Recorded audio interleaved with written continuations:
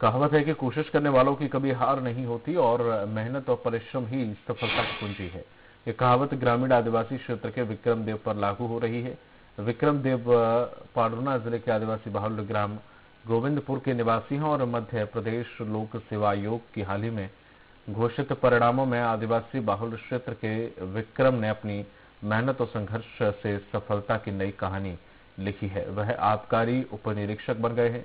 विक्रम, जो कि एक साधारण किसान परिवार से आते हैं, चौथे प्रयास में सफलता प्राप्त करके यह साबित कर दिया है कि मेहनत और लगन में कोई भी सपना पूरा किया जा सकता है। विक्रम का बचपन बेहद कठिनाइयों में गुजरा है और उनके पिता एक छोटे किसान हैं जिनकी आय सीमित थी।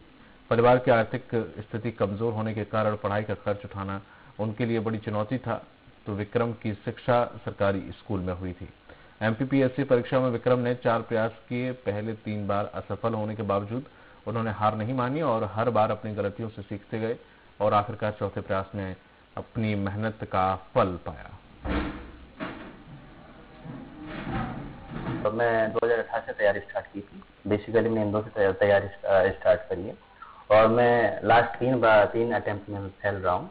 बावजूद मैं धैर्य को नहीं खोया, हिम्मत नहीं आ रहा और निरंतर प्रयास करता रहा। आज उसी का परिणाम है कि 2022 चौथे अटेम्प्ट में आबकारी उप निरीक्षक के पद पर मेरा चयन हुआ है। मैं अपने क्षेत्र, अपने गांव का पहला व्यक्ति हूँ जो इस सफलता को मैंने अर्जित किया है।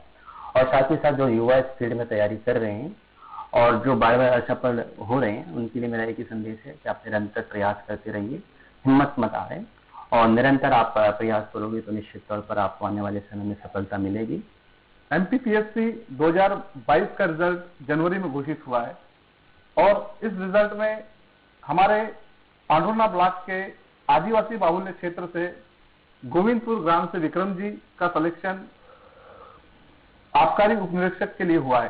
तो हमारे साथ आबकारी उप निरीक्षक के रूप में विक्रम जी हैं, उनसे जानना चाहेंगे कि किस प्रकार की आपकी तैयारी थी और क्या युवाओं को आप संदेश देना चाहेंगे। सर्वप्रथम सर आपका धन्यवाद। सर, एमपीपीएससी की तैयारी एक्चुअली एमपीपीएससी 3 चरणों में होती है। पहले प्री होता है, प्री में ऑब्जेक्टिव पेपर होता है, उसके बाद में मेंस होता है जो रिटर्न होता है और उसके बाद इंटरव्यू होता है।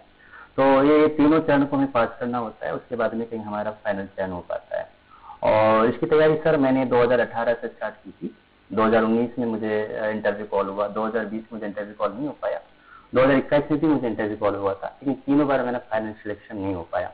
तो इस प्रकार सर मैं 3 बार इस परीक्षा में फेल हुआ और उसके बाद चौथे अटेम्प्ट में 2022 में मैंने फाइनल सिलेक्शन लिया है आबकारी उप निरीक्षक के पद पर। तो सर इस दौरान काफी मुझे क्रिटिकल सिचुएशन फेस करने पड़े, लेकिन मैं अपने लक्ष्य को छोड़ा नहीं। आज कहीं ना कहीं उसी का परिणाम है कि आज मैं 2022 एमपीपीएससी में सफल हो पाया हूँ। आप ग्रामीण परिवेश से आते हैं? जी सर। और काफी आपको स्ट्रगल भी करना पड़ा जिस प्रकार आप बता रहे हैं। जी जी। और ग्रामीण अभी जो छात्र छात्राएं जो कंपटीशन एग्जाम की तैयारी कर रहे हैं, उन्हें क्या संदेश देना चाहेंगे आप? सर अभी जो भी एमपीपीएससी या यूपीएससी की तैयारी कर रहे हैं, तो मेरा उनके लिए एक ही बात है कि आप ज्यादा से ज्यादा पढ़िए और ज्यादा से ज्यादा राइटिंग प्रैक्टिस करें और उसके साथ साथ आप अपनी कम्युनिकेशन को भी स्ट्रॉन्ग कीजिए, क्योंकि एमपीपीएससी या यूपीएससी केवल पढ़ने का एक प्रतियोगिता नहीं है। इसमें पढ़ना, लिखना और बोलना तीनों चीजें मायने रखती हैं।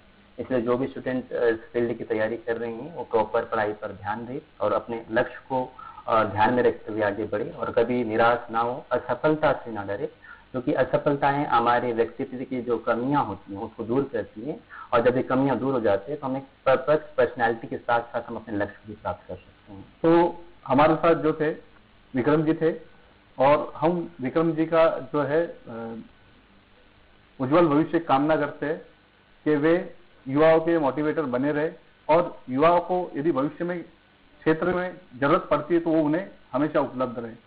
तो हमारे साथ थे विक्रम जी। Thank you. जबलपुर में रानी दुर्गावती विश्वविद्यालय में आरएसएस के विरुद्ध पोस्टर लगाने पर पुलिस ने सिपाही के